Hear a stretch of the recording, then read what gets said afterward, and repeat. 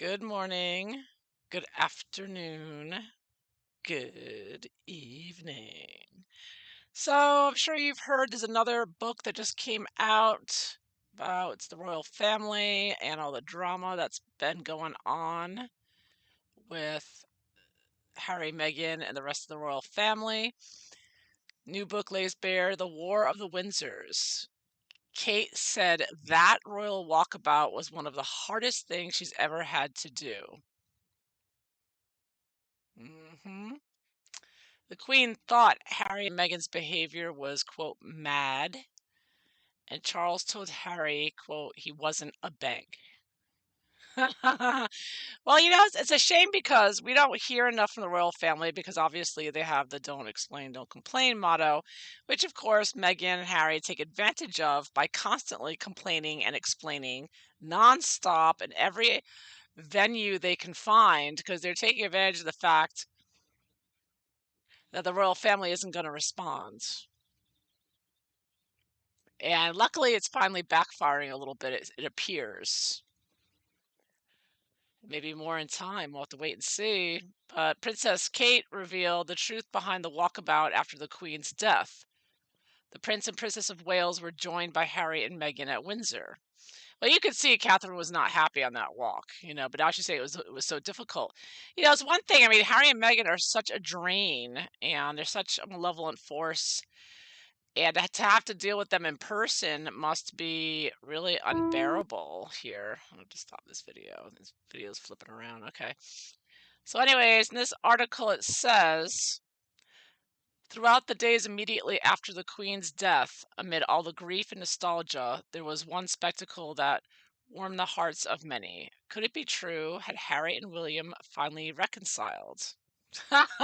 Nobody wants them reconciled. Everybody wants Harry and Meghan out for good. He's being all nice about it. During rushing to our television sets, we watched as the two princes and the two wives emerged from Windsor Castle together to greet the crowds and look at the floral tributes.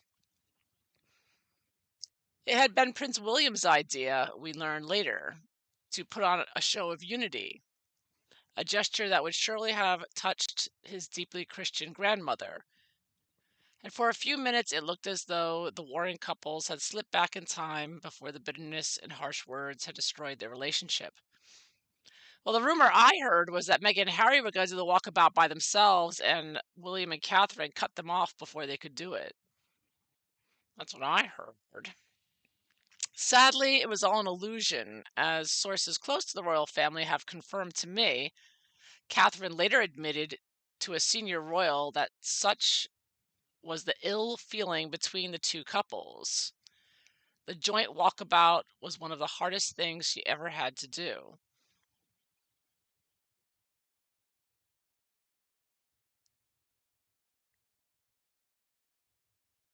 Look how short Megan is compared to everyone else. She's this little midget of trouble. This little gnome of troublemaking. Look how short she is. She's like a little midget compared to the rest of them. Midget Megan.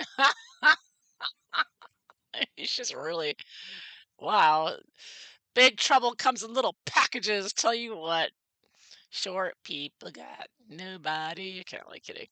Not against short people. I'm just making fun of Megan. Anyways, bear in mind this was before Prince Harry published Spare. Okay, yeah, so it was torture dealing with them even before they came out with the Netflix and the Spare and more podcasts, right? The autobiography not only revealed family secrets, but laid bare his resentment of his brother. It was before the cloying Netflix documentary series he did with Meghan and the succession of TV interviews in which he criticized the royal institution. Yeah, all the interviews Harry's done. If Catherine found it almost unbearable before all this to share a walkabout with the Duke and Duchess of Sussex, then how, one has to wonder, do she and William feel about them now?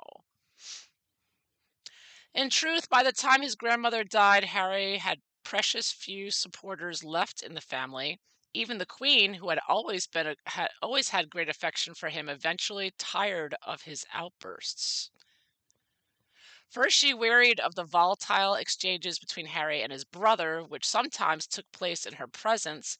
Then Harry and Meghan had started publicly criticizing both the monarchy and members of the royal family. At that point, the Queen was frankly mystified by the couple's behavior, describing it as, quote, quite mad. She came to believe, however, that her grandson was so consumed by his love for his wife that it was clouding his judgment.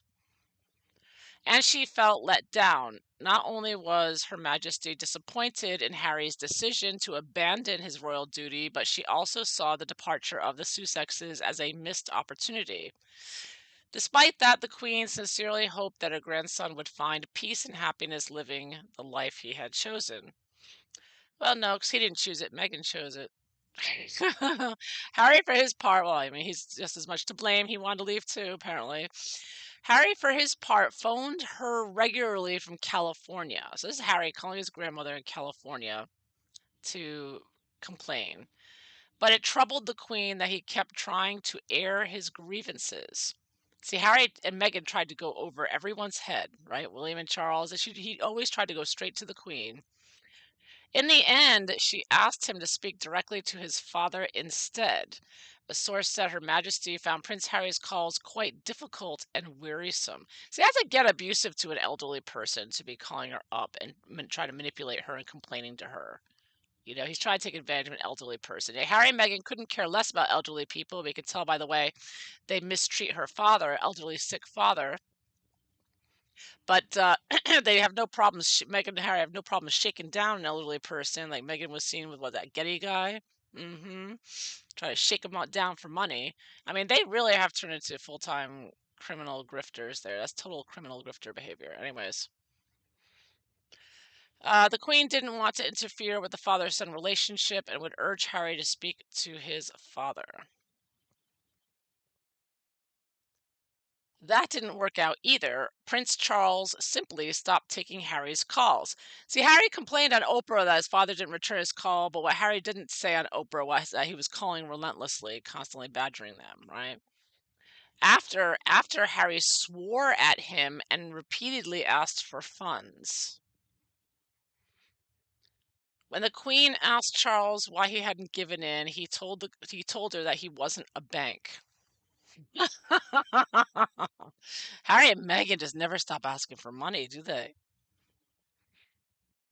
News of Harry's relationship with an American actress had broken October 31st, 2016. Meghan didn't seem perturbed, and the same day she posted a picture on Instagram of two spooning bananas, but her mood seemed to quickly change. Photo of the prince's stunning new girlfriend were suddenly at a premium, and she was inevitably being targeted by paparazzi. Yeah, I don't think so. Maybe one or two. Terrified for her safety. Okay, this is where Harry's paranoia comes in, I think. Terrified for her safety, the Harry later admitted he feared history would repeat itself and that Meghan would suffer some relentless hounding his mother endured, which he believed had led to her death. Total lie. On November 8th, he released a formal statement in which he called on the press and the online trolls to stop what he called as a wave of abuse and harassment directed at his girlfriend, claiming, that's another thing. Like Meghan and Harry felt like she shouldn't get any criticisms whatsoever. It's like Camilla, I mean, how much criticisms did Camilla get in the 90s and the early 2000s? She got a hell of a lot of abuse. So did Catherine, Weedy Katie, right? She took a lot of abuse and unflattering pictures. Oh, but Megan can't be criticized. Oh no, she's above everybody else. That's the way her and her BLM buddies want it to be. You can't even criticize her. She's perfect. A little dictator. Perfect little demonic dictator. So Harry put out this stupid statement claiming people harassing her, which is not true. At the time, anyways. Nobody knew who she was. It's 2016. Pfft. People didn't catch on till much later. But Harry acts like people cared who he was dating. Nobody cared who he was dating.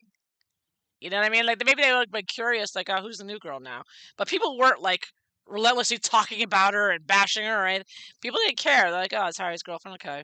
Like, nobody really cared, but, Harry acts like the whole world turned her into Diana from day one. It's like, no, no.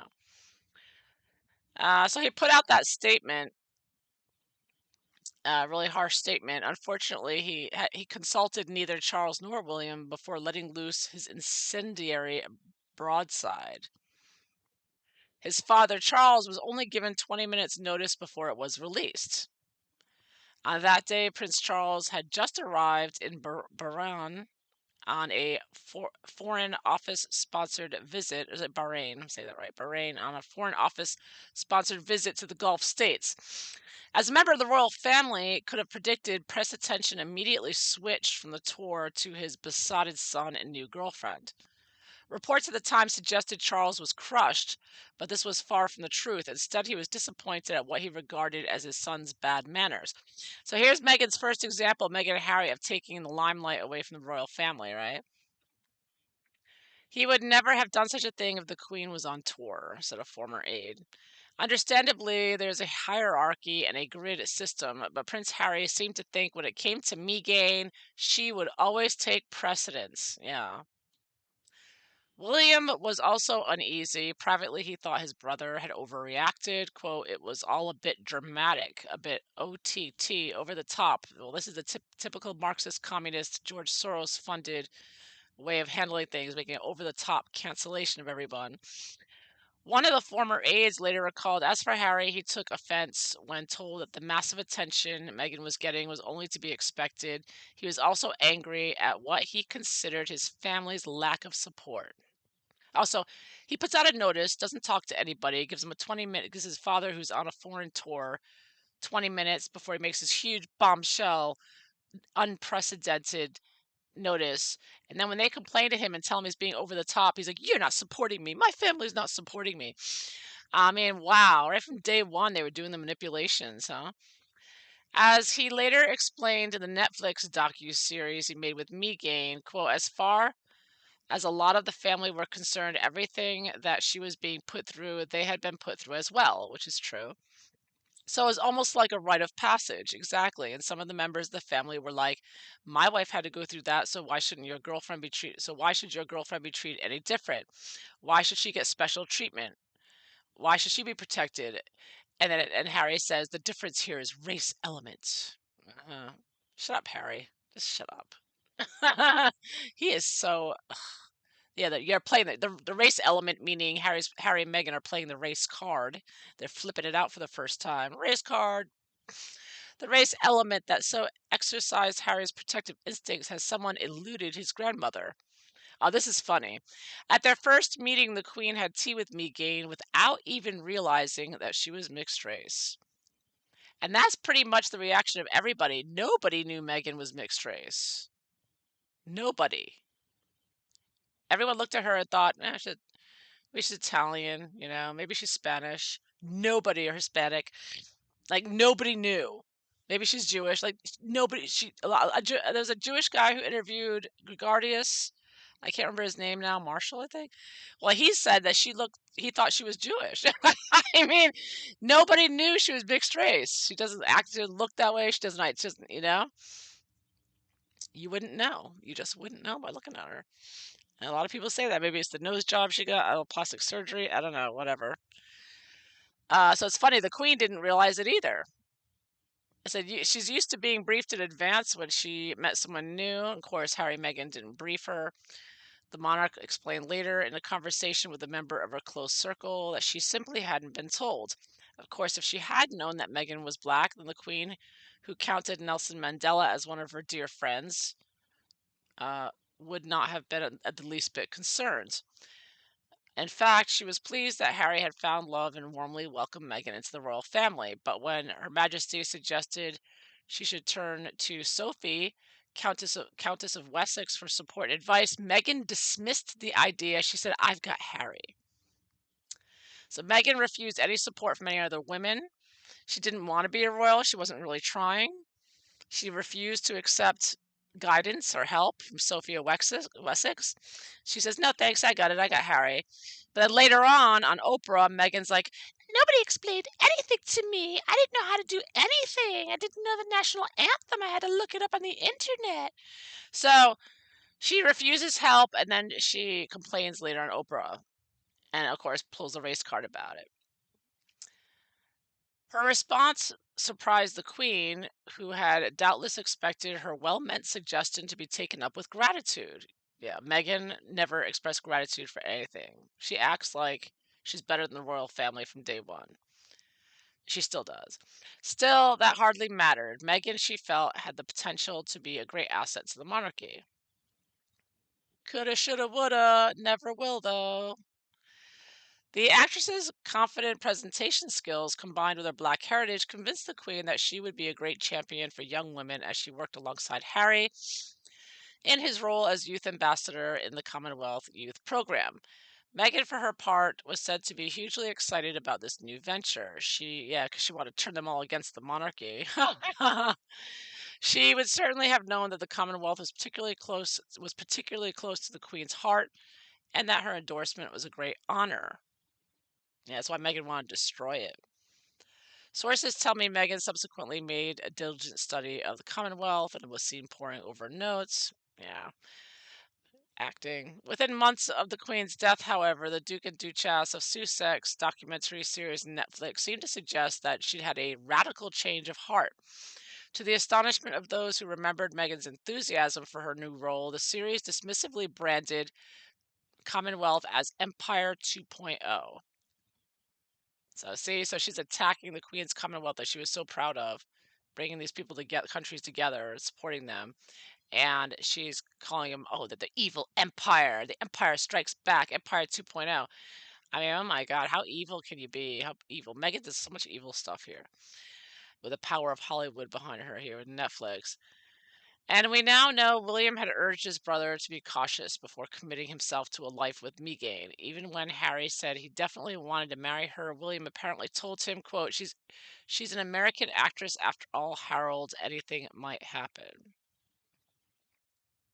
It wasn't the most tactful moment, but he had his reasons. He knew that even before meeting Meghan, Harry had been obsessed with the idea of marrying and settling down. Having always looked out for his younger brother, William was concerned that a whirlwind affair was so quickly leading to marriage, but Harry, whose passion for Megan had reached fever pitch, was hurt. There was another unpleasant exchange in store when he announced his intention to marry to his father, who already knew about this from his older son. First, William, who was present at the meeting, asked, "Are you sure, Harold?" He said he was, which Charles dropped a bombshell saying he couldn't afford to pay for Meghan in the future, as well as Camilla, and for William and Catherine and their young family. This infuriated Harry. As his wedding day approached, the slights built up in his mind. The first introduction of his bride to be to William and Catherine at Kensington Palace had left Meghan with the impression that Catherine was standoffish. Yeah, right. Maybe it's you, Megan. Have you ever thought about that? Everybody's standoffish to you, probably. Later, the Duchess of Cambridge, pregnant, and she was pregnant at the time. So Megan demanded an apology from Megan after talking about Catherine's hormones, suggested she had baby brain. Yeah, I mean, you meet someone for the first time, they're a royal family member. You're not going to say something like, "Oh, you just have baby brain." And that's an insult too. She was insulting her for forgetting something or not being. They were talking about something. I guess Catherine couldn't remember. And if you're polite and you have manners and a shred of decency, you say something like, "Oh, don't worry about it. Never mind. You got a lot of things on your mind. Uh, Instead, Megan's like, "Oh, you just have baby brain." I mean, wow. She's like putting her down, right from the beginning, insulting her. And then there'd been the famous spat involving the bridesmaid dress with Princess Charlotte. Well, this author of this book doesn't seem to know about Megan making Charlotte cry. And thank goodness that body language guy found that video where you can see Megan glaring at the child. And it really shows you what Megan's really like, the fact that she would be being such a hateful glare at an innocent little child. William and Charles noticed, so there's a lot of things that happen there. Anyways, William and Charles noticed that Harry seemed to be permanently on edge. Members of the bride and groom's entourage also noticed that the prince became petulant and short-tempered, raising his voice on occasion to staff and even swearing. And that's what the all the staff said that were abused by Harry and Meghan. They said constantly swearing and shouting. Harry, for his part, was now convinced that William didn't approve of his choice of a bride. Whether this was the case or not, the once close bond between the siblings was frayed badly. As simmering resentments threatened to boil over, Prince Charles wondered what he could do. For his part, he had welcomed Meghan, pronouncing himself captivated by her intelligence and vivacious personality. Camilla, too, had played her part as a sort of super granny, dispensing humorous, down to earth advice to her. But the actress made it clear that she would make her own decisions. Like any loving father, Charles was distressed when his sons clashed with each other, especially the ill feeling between them appeared to extend both Meghan and Catherine. Aware that Harry and Meghan were stubborn, excuse me, aware that both Harry and William were stubborn and strong-willed, he feared the conflict between them would be very difficult to manage and might have a detrimental impact on the monarchy itself. Sometimes the level of belligerence between his sons and indeed towards himself when they challenged him shocked Charles. One particular exchange with William had become so heated that it actually left him shaken. Although Charles himself has a short fuse, his temper is always short lived. Averse to confrontation, he decided not to intervene in the clash between William and Harry, trusting that in time it would blow over. On May 19th, 2018, the day of the wedding, the exuberant crowds were blissfully ignorant about the feud between the brothers, lingering animosity between the wives. It wasn't until October 2019 that the ITV documentary screened about the Sussexes toured South Africa where the rift was openly acknowledged. And by the way, in that interview in South Africa, I'm sure some of you know, but just in case, the reason Harry and Meghan didn't get interviewed together, you notice they interviewed separately from Tom Bradby, because Harry and Meghan had a deal with Oprah already in place that they could only be interviewed by Oprah together. So in order to get around their contract with Oprah that they signed well in advance in 2019, which means they've been planning this since day one. That's why Oprah was at the wedding. They planned the interview, they signed the documents. Harry and Meghan could not sit down for an interview together until they did the interview. The first time had to be with Oprah. So, I mean, this whole drama about why Harry and Meghan had to leave, they've been planning on leaving since day one. So they're just making all this is like just causing trouble to make up an excuse, create an excuse to leave. So Harry and Meghan manipulated, planned, strategized this whole thing. It's all just a show. And they expect to manipulate everybody with it and make you sympathize with them. Like, poor them. They were just planning this from day one. They've been acting since day one. So Harry spoke for the first time about a strained relationship with his brother, that he caused, while his wife acknowledged that her life behind the scenes had been a struggle. No, it hadn't. He made it a struggle. This angered Prince William, excuse me, who saw it as a betrayal. One member of his circle said he felt especially let down. He believed the trust between them was gone. William was now also concerned at reports that the Sussexes' household was not a happy place to work. There was an unusually high staff turnover and unsettling claims of bullying that Harry and Meghan hired a lawyer to deny.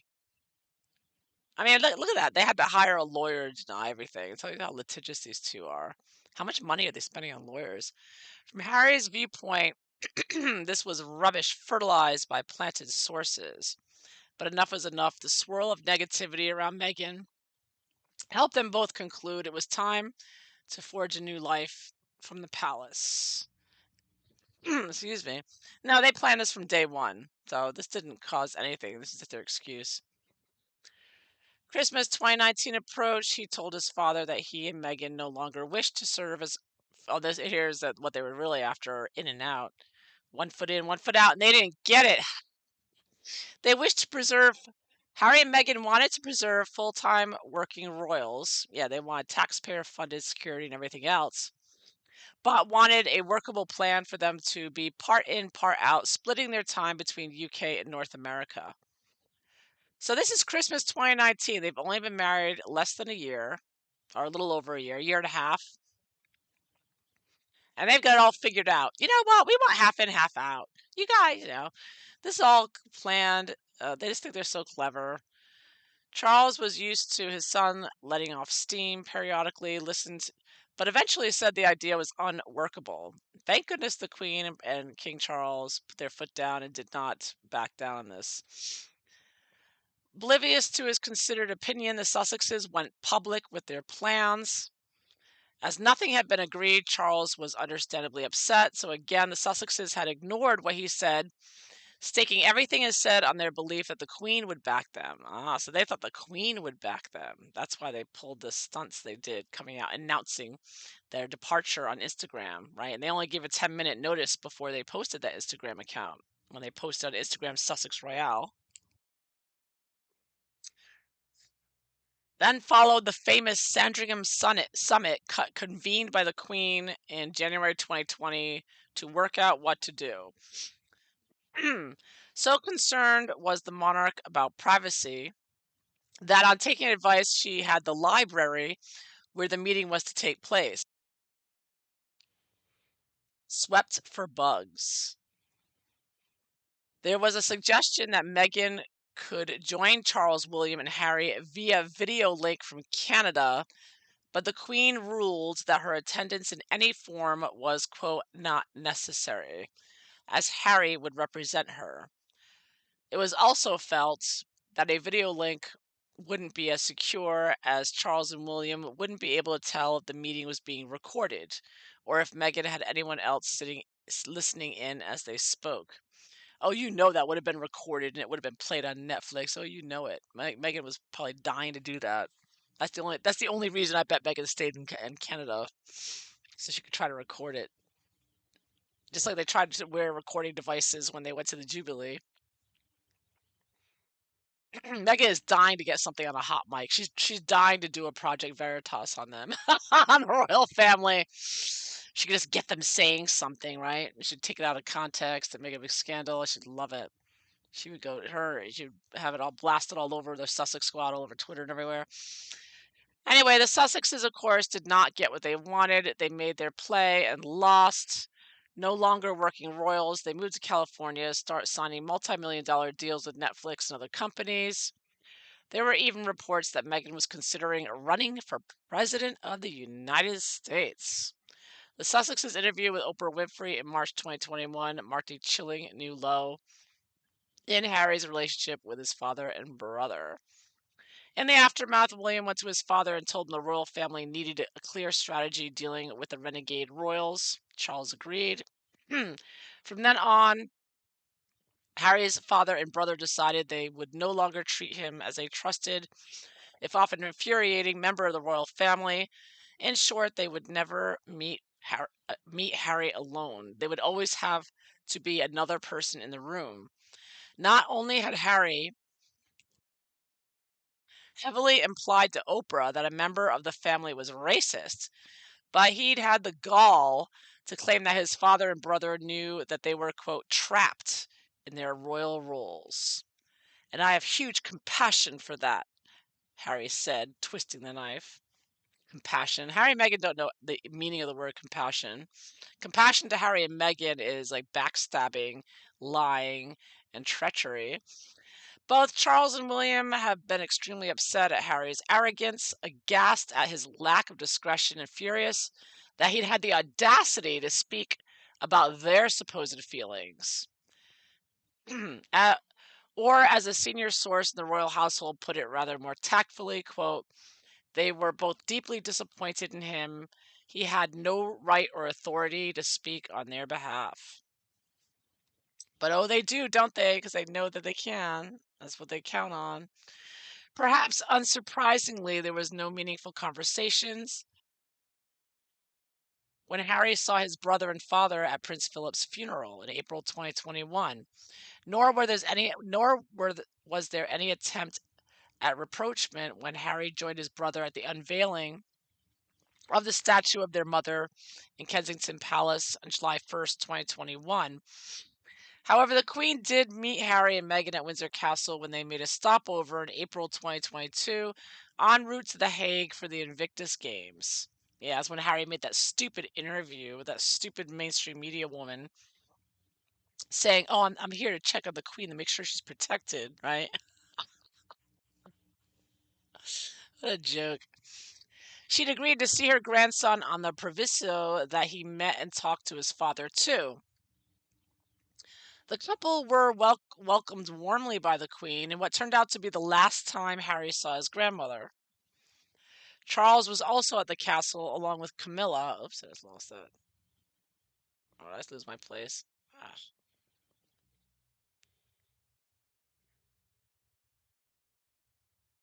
oops, oops. Oh, that's the Easter day. I just lost my place right in the middle of it there. Just ending it up. Okay, here's the ending. No, that's not it. Ah. Well, Harry and Meghan were 15 minutes late. They only had a few minutes to spend with King Charles, so they were purposefully late. Okay, this is the article here. It's just the very tail end of it here. Sorry about that. I don't know what happened.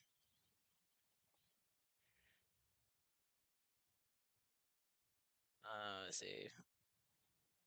Yeah, there was no meaningful conversation when Harry and his brother, the funeral. Okay, I got that already. Her in that ridiculous outfit.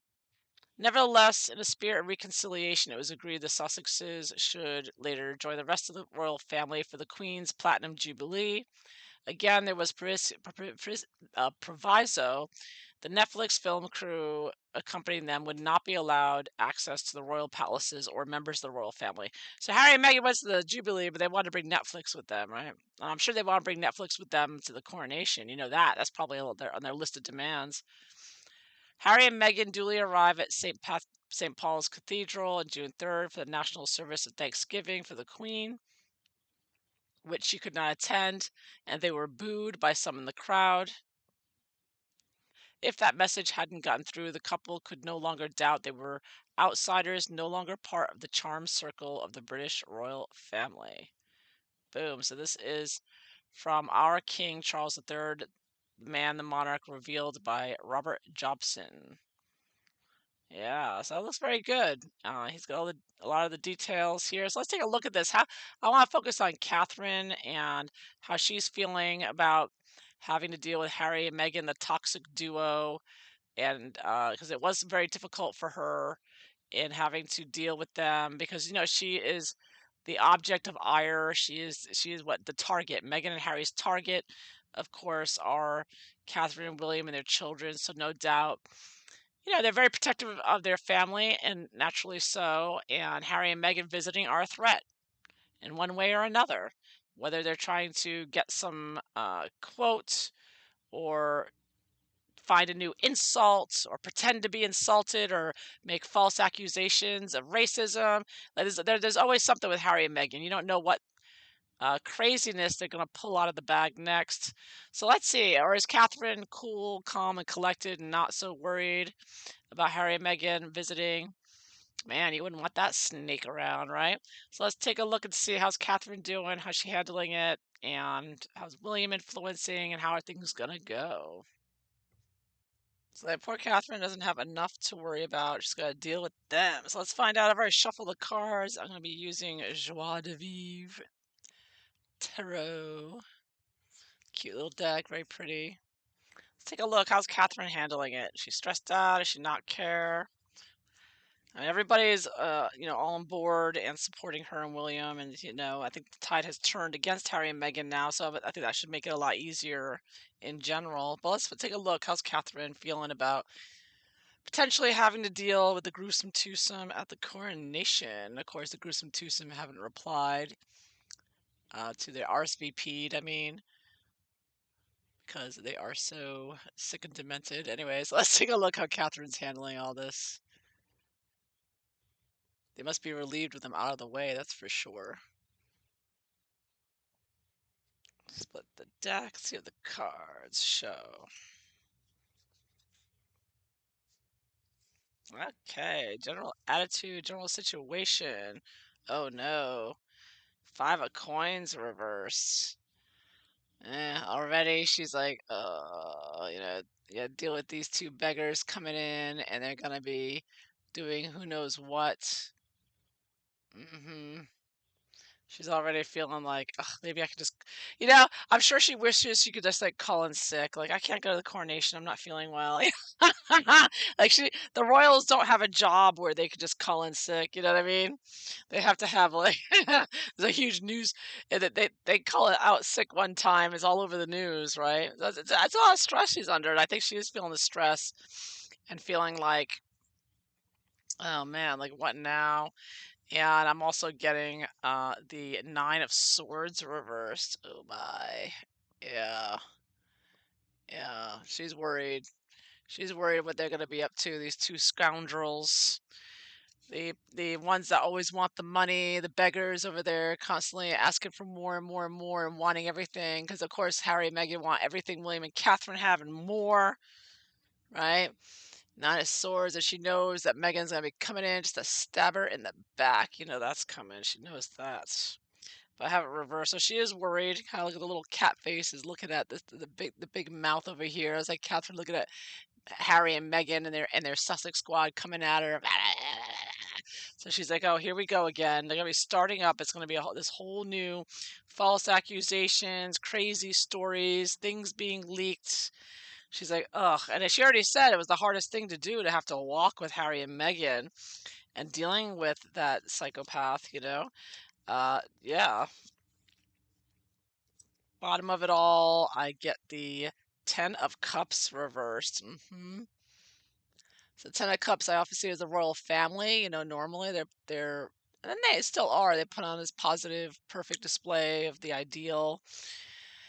But I have it reversed, which is like that Harry and Meghan, thanks to their antics and their soap opera tactics and their George Soros funded globalist nonsense of tyranny, they've really like done their best to destroy the royal family and they will continue to do so. And she knows that. So she knows that Harry and Meghan come along, they're going to be looking to create more drama and despair and depression because Harry and Meghan are out there to depress people, to upset them, create chaos so they can bring in their new world order. And she also knows that, Harry and Meghan bring in Antifa BLM. So she's not very happy. And that's Five of Cups and Nine of Swords. She's like, oh, here we go. She's feeling like this is going to be more bad news for sure. The basis of it all, ooh, justice. So I take the justice card. It can be that she feels like, things are going to straighten out, right? Things are starting to straighten out. So she is optimistic that people are aware of what's really going on. People are waking up slowly but surely to what's really going on. Of course, this could also mean that she wants justice.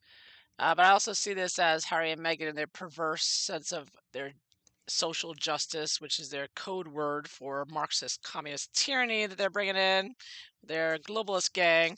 So justice is at the bottom of it all. Catherine's well aware of this, as well as, Harry and Meghan blackmailing the royal family to try to, under the guise of, racial equity, the reparations, right? Megan, reparations is all about Marxist communists trying to take taxpayer money to fund their communist agenda.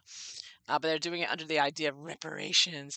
But I love how Lady C explains everything. It says, these people have to understand the real history of slavery. There were white slaves, there were black slaves, there were all kinds of slaves, and the people in Africa were enslaved by their own people before they were enslaved by white people.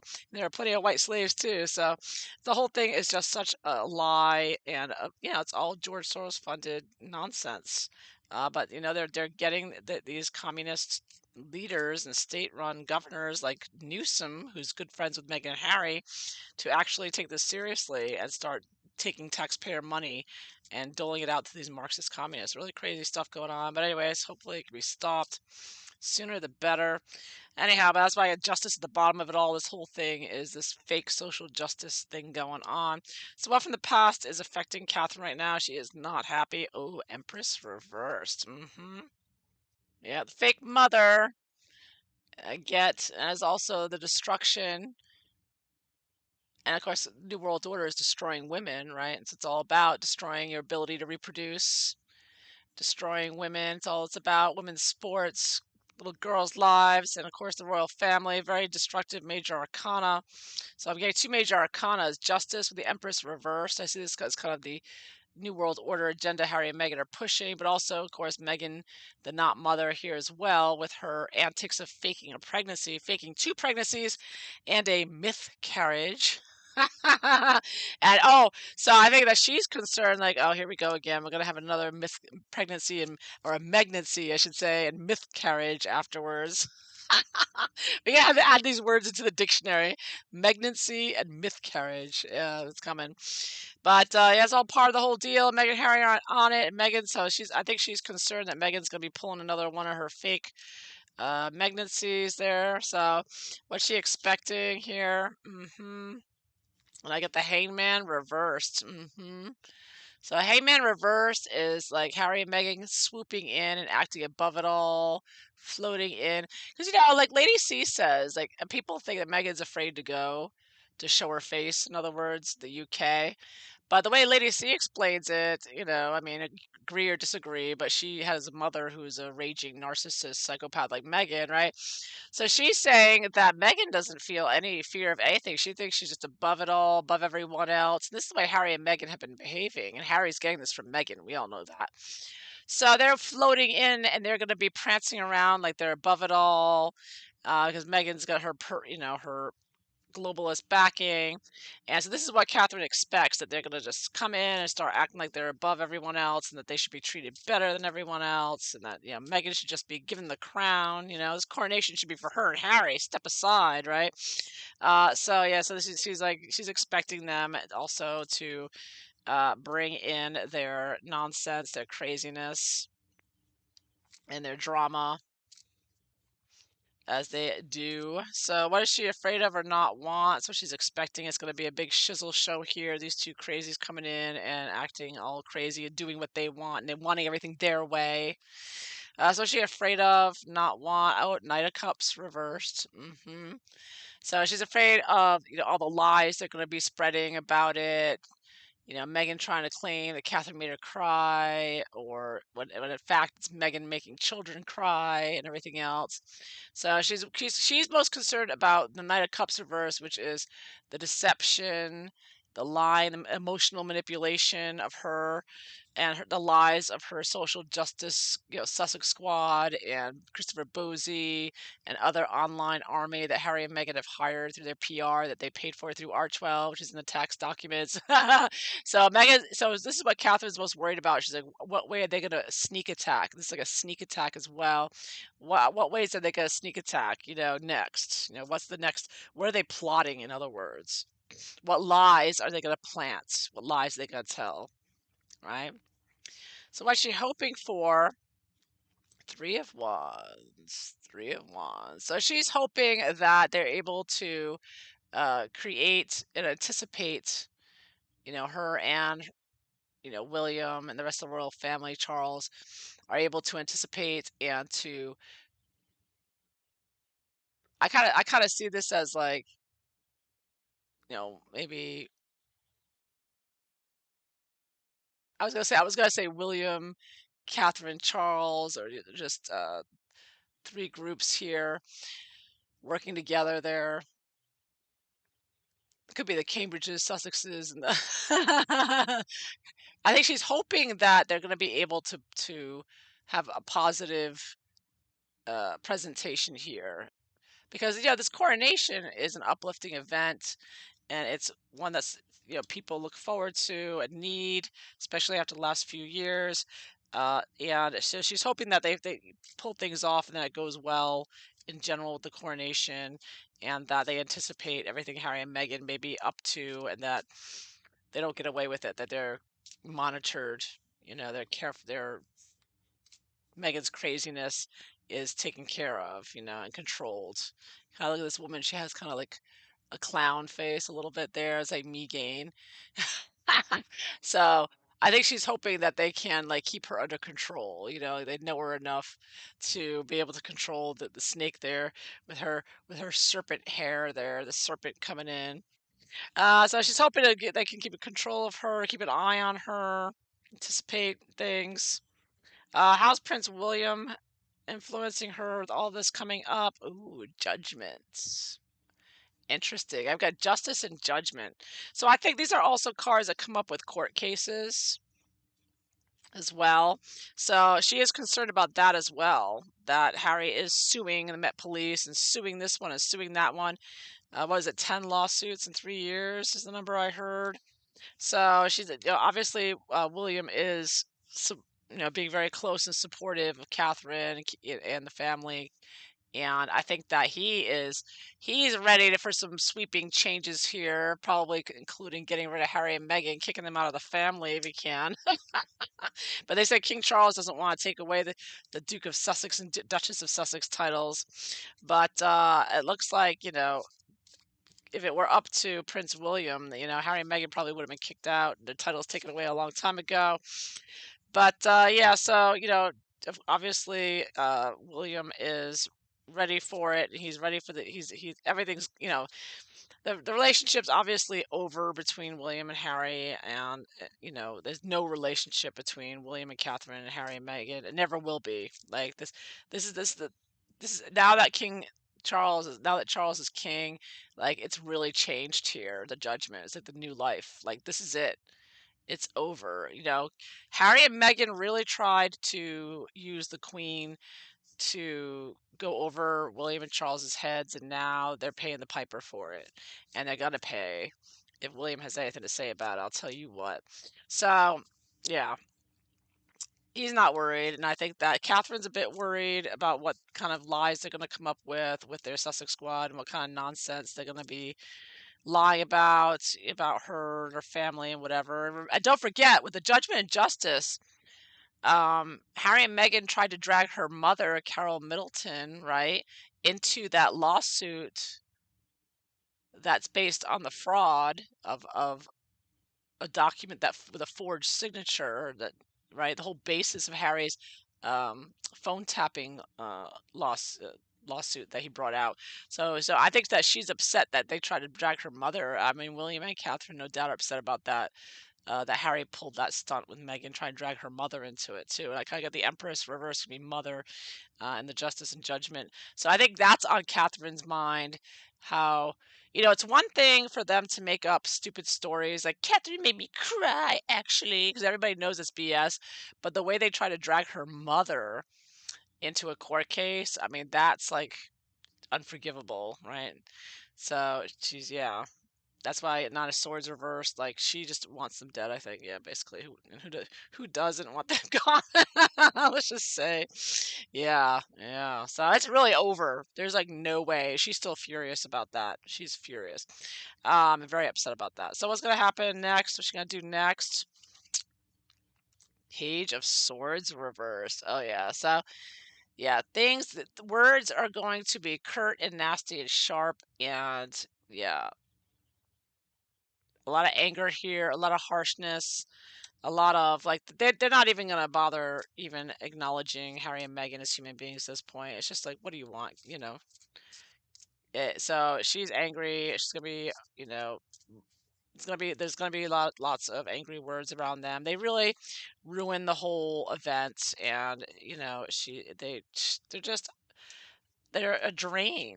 They're a negative entity. They're like this ball of negativity floating around, ruining an otherwise happy celebration. So that's why she's really hoping that people will have a good time and enjoy it and just ignore the satanic duo of doom from Montecito, right? The liars from Montecito. And in the long term, oh, strength. See, I take this as Catherine's card with William. Her and William are the strength of the family, and they are more powerful, and they've kept it together, They've kept it under control. Harry and Meghan tried to goad them into responding to their constant drama in the media, their constant whining and complaining and explaining in the media. But I think that in the end, it's going to be the usual William and Catherine and the rest of the royal family showing the strength and unity of the royal family without Hairball and me again. Yeah. So that is what I see. There's a lot of major arcana here. So obviously she's concerned with how it's going to play out on the world stage in this major event. But at the same, she's very, very unhappy with Harry and Meghan, particularly how they treated her mother again. I get that. That's the main thing, I think. And yeah, and it's not going to get better with them. There's going to be a lot of harsh words between. She's not going to talk to them. She's not going to talk to them, and if they do talk to each other, she's going to be curt and short. And she has reason to be rude to them now after what they try to do to her mother. So yeah, it's yeah. So no more Miss Nice Guy with Nine of Swords and Page of Swords. Yeah, but it's all going to be undercover, like secretive. Like you're not going to see her say anything, or I mean maybe possibly, but they know lip readers are watching them, right? So they're very careful what they do in public. But behind the scenes, yeah, she got cut them down. She's gonna be like, you're over, you're done. It's Harry and Meghan. Yeah, she's got the power. She's like, first it's Charles, then it's me and William, and when me and William are king and queen, you two are so out. she's she's making her list, keeping it, checking it twice. I'll tell you what, just getting more and more powerful as time goes on. That's how it goes. All right, so that is how Catherine is feeling. She's not happy about them coming. It is disturbing. There's no other way to look at it when you have this huge ceremony and you're inviting the two most toxic people on earth. It's gonna cause some stress, but I think all in all, it's gonna end well. It's gonna go well in the end, even though there'll be some stress involved. They're used to it at this point, and again, the tide is turning against Harry and Meghan, so William and Catherine will win in the end. They are stronger people mentally, physically, and spiritually. So that is what I have for you today. So I hope you enjoyed this. If so, please like and subscribe. And I hope you all have a wonderful day. Take care. Bye bye.